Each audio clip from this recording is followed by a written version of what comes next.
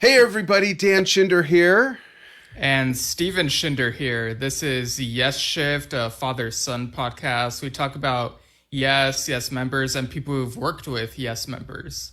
And today, our guest, we are so honored to have Steve Hackett, the man whose guitar sounds brought you The Lamb Lies Down on Broadway, The Musical Box, Dance on a Volcano. We can go on and on and on, but we'll let Steve talk about that. Welcome. How are you? Very well, thank you. Nice to talk to you both. Thank you. We are so excited about this new live album. In fact, I'm going to pull up the cover for the few people that have been under a rock that may not have seen it or heard about this. We've both Sure. listened to it. We want to thank Chip Ruggieri from Chipster PR for putting this together and Right. Inside Out Music for sending us this. It's Good. really amazing, Stephen. My first question is, did Sure. you ever imagine, Steve, when you recorded that music, that it would still be relevant when you were in your 70s, let alone play it again in your 70s? I know. I think as a young guy, what you're hoping for is that your record company will renew your contract, let alone the thing going on to spread wings, over time. Right. So yeah, I'm humbled by that. But the lovely thing is the response to it over time, over decades, has been so strong that it's music that refuses to die. Even if I just said I'm not going to play that ever again, somehow it wouldn't stop. It would keep going. So it's very nice. I mean, I've been rehearsing myself today, looking at some old stuff that's coming up, and thinking, yeah, there's some very nice bits of detail that go with that. So the devil's in the detail, and I think that's why that stuff has survived. The fact that we bothered all those years ago to embroider it so fully. Right. And the thing is that I don't want to give the whole set list away. I want people to dive in, Sure. but just to give a few gems away. Of course, Firth of Fifth is on there. Supper's Ready. Yep. Musical Box, Dance on a Volcano, some real gems that have really stood the test of time. Yeah, it's interesting. Seconds Out was a double album in the first place, but then it was always a case of cherry picking across pretty much the whole of the 70s,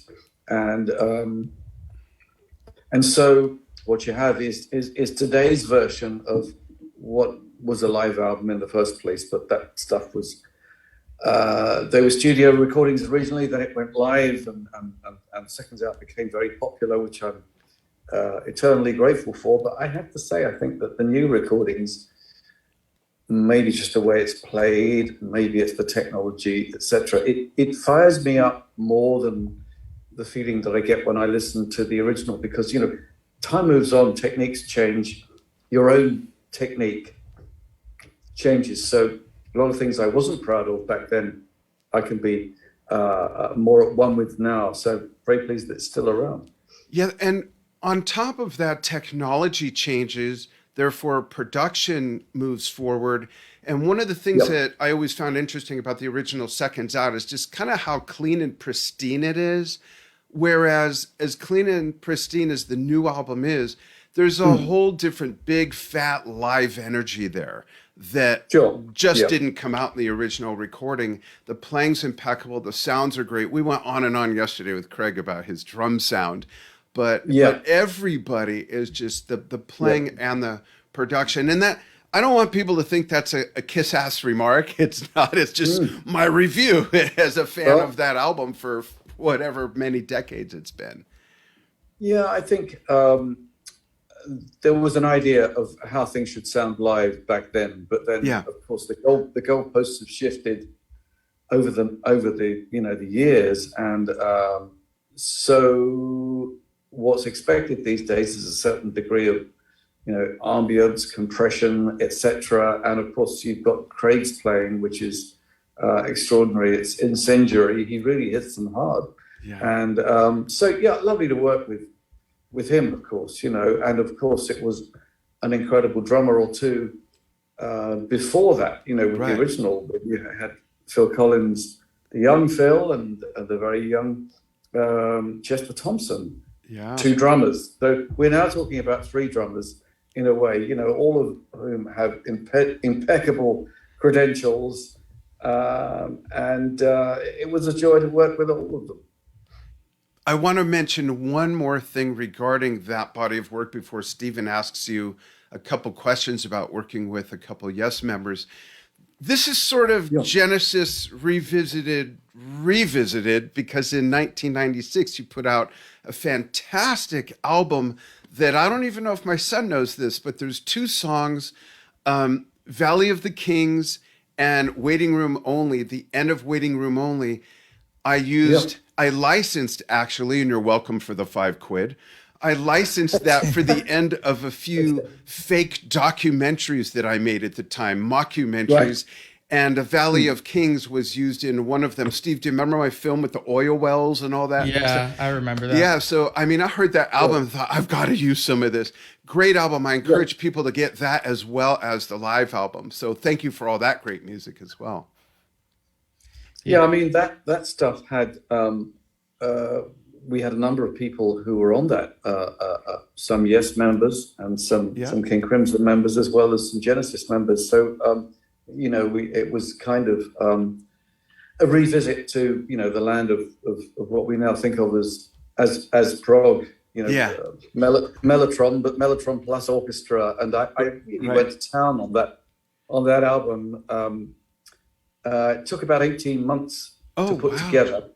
Wow. And I was very pleased with it at the time. It was amazing that I'd been working on it for ages, and then it looked as if it was going to take much longer and it was going to cost much more money. And then the Japanese kicked in with the money at the end, but I had to finish it within 6 weeks. So in 6 weeks, I did more of the work than I'd done in the whole of that 18 months. Previous.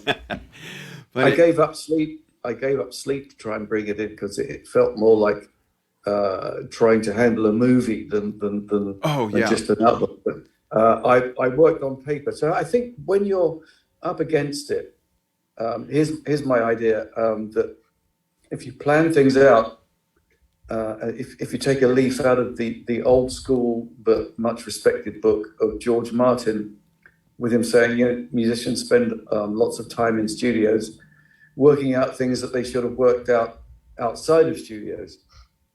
So with that in mind, I thought, limited amount of time with available personnel, but if I give up sleep, I can get up earlier, map this stuff out and throw tons of production ideas at Roger King, who was finishing up the project with me. So it was lots of fun, but also, very, very tiring. I tire people. I can't help it, including myself. Funny. Before Steve asks you those other questions, I have to mention to everybody, just from a rhythm section standpoint, if you're not familiar with that album, you got Bill Bruford, Chester Thompson, Alphonso Johnson, the great late John Wetton, and Tony Levin. What a package right there. You could have scrapped the orchestra, keyboards, horns, sax, everybody else, and it still would have been a great album, but we're happy you have everyone else. Exactly. It all depends on, what your go-to is. When I was a kid, I listened to nothing but guitars, but now, of course, I listen to the drums and how. So by all means, fire away, whatever you want to ask about Yes and beyond. Yeah, Steve, go for it. Yeah, so what was it like working with Steve Howe and all those other guys in GTR? Like, what can you say about that period? It was mid-1980s, and we were signed to Arista Records. Once that happened, it brought a focus to bear on the kind of album that we were to make.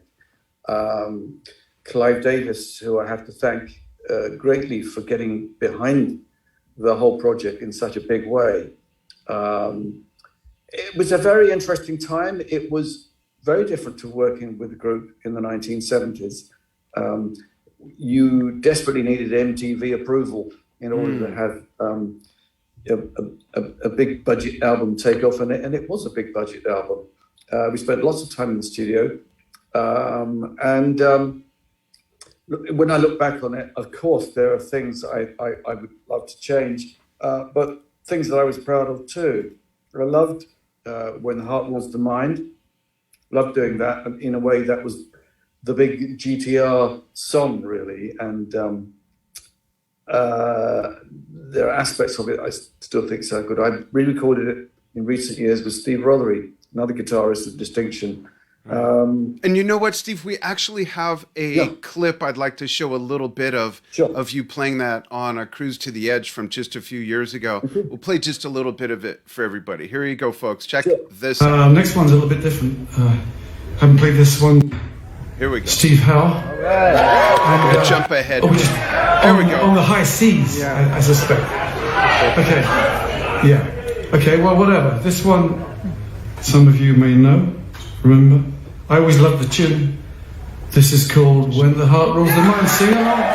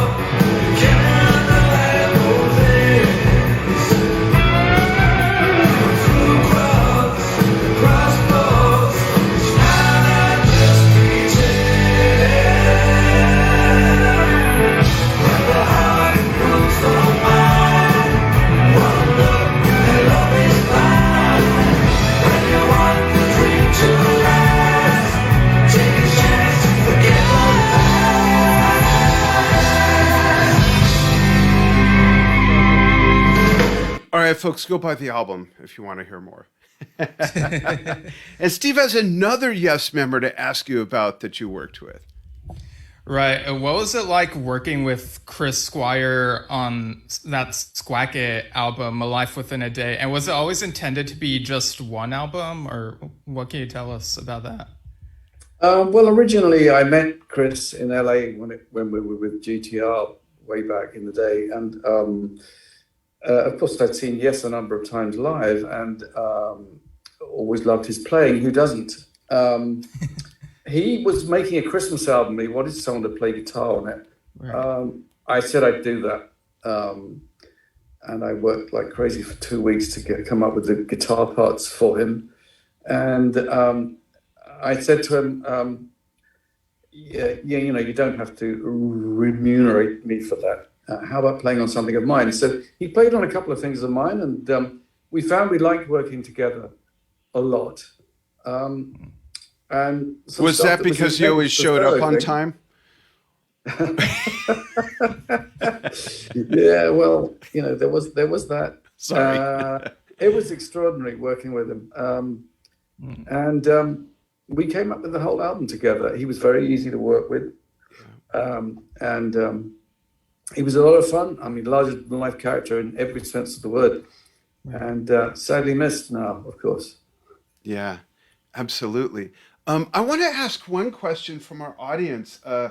Chris Ramsbottom Pampling asked if you could tell us a little bit about the collaboration with, I hope I'm pronouncing this right, the Jabbe. Do I have that right, Steve? That's right. Well, funny enough, I'm about to next week go and play some shows with Jabbe in Hungary and Czech Republic and one or two places. I met a guy called Attila Ergahazi, who basically runs a record company called Grammy in Hungary, in Budapest. And he also functioned as a kind of impresario and put on some shows. Did an acoustic show for me, did an electric one, and advertised them very well. And he was over in the UK. First of all, I was doing some classical stuff with my brother playing flute. We were recording an album of very exciting music, and he was filming it, and us playing live and what have you. And one thing led to another. I ended up jamming with his band. I ended up touring with his band, and as a special guest. And that's going to happen again next week. It's 99% improvised. I love that. So there are a few tunes that are recognizable in there. Lots of things which aren't, and it's always different. They get joined by other players from Azerbaijan, from Africa, from United States, the UK.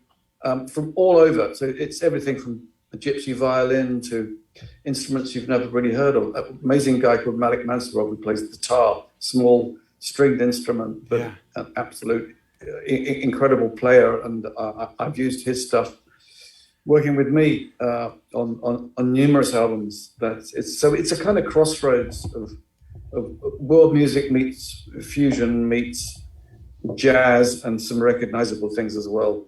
Oh, that's great. Awesome. One more, for the sake of time, one more throwback musical question, if I may, or two. I will try and squeeze them in quickly. Okay. Yeah. The Lamb Lies Down on Broadway is one of the most loved and respected epic albums in any genre of music. What was that process like? Was it very laid out, a lot by Peter and Tony, and you guys were kind of going along with it and adding your bits, or was there a lot of improvisation? Was it more of a group effort than people might realize? And what were you guys thinking? Well, I think you're right on a number of counts that we had. There were the set pieces that Pete brought in, and the pieces that Tony had some had some keyboard parts that sounded like complete songs in themselves. And so you had very detailed keyboard stuff, but then you had very detailed vocal stuff. So I think they were often at loggerheads with each other and just sang and played across each other. And the rest of us were trying to, hang on to the coattails, really fitting around that. So I think it was Pete's last album with Genesis. He wanted to do other stuff. He was heading towards a solo career. So I think he was maybe less concerned with pleasing the band. And I totally respect it that he wanted to please himself with his own material. He wanted to write the entire story, write all of the lyrics. Up to then, we shared it out with everybody. So, there were certain sort of conditions that were being met. And there was also the improvised stuff. There was that. There were other tunes that we all brought in. And so it was a group effort, but you had some very strong individuals or you did in Genesis at that time. So the sparks were flying, believe me, a lot of the time. But that's just the nature of guys being good at what they do. Yeah. And was it clear, Steve, that it was going to unfold and the finished story would be how we all know it? Or was it recorded so out of order you didn't know till it was done how it was going to come out? You know what I mean? Was it like a movie shot out of sequence? Absolutely, yeah. I mean, it was not done. I mean, if you think of it like a film for the ear, I'm always thinking of that analogy. It certainly wasn't shot in sequence. We worked on bits as they came up, and Pete was working on the story in a separate room in the same house, same place where Led Zeppelin had worked and written and recorded some of, I think it was Physical Graffiti, the one that's got Kashmir on them. Yeah, yep. Recording the stuff in the stairwell, the haunted house that we were all in. Yeah. Extraordinary place to work in. Very, very strange. Headley Grange, I believe, right? Headley Grange, that's right. Yeah. So happy memories, but at the same time, it had its challenges. There were lots of things going on people's lives at that time. We were growing up. There Having were kids, wives, there were things like divorces, that. there were separations, there were kids, Yeah. it was all going on around us. So it's different for young guys in their 20s.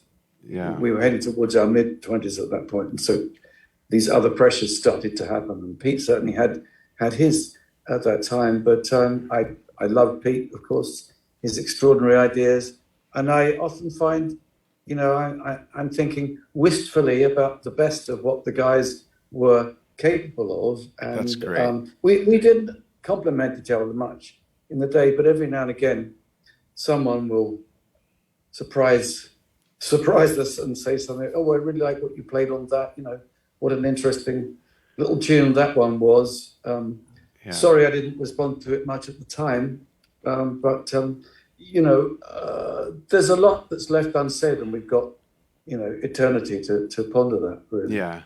That's great. In closing, can you tell us when you started playing and who your first influences were? And do you listen to contemporary music and have any up-and-coming guitarists that you'd love to turn everybody on to? Oh, for sure. Well, I first started playing harmonica when I was 2 years old. I was dead serious about it even then. Wow. And it was my dad who played first of all. So for 10 years before I was able to play a single chord, it was harmonica, single line instrument. So I was mad keen on that. So my influences were Tommy Riley, Larry Adler, great harmonica players of the 1950s. And then, of course, when guitar started to dawn upon us, first of all, it was electric guitar. It was Hank Marvin playing with the Shadows. It was... then it really was, the big change for me was the Stones, both Keith Richards and Brian Jones, that sort of introduction to blues via them.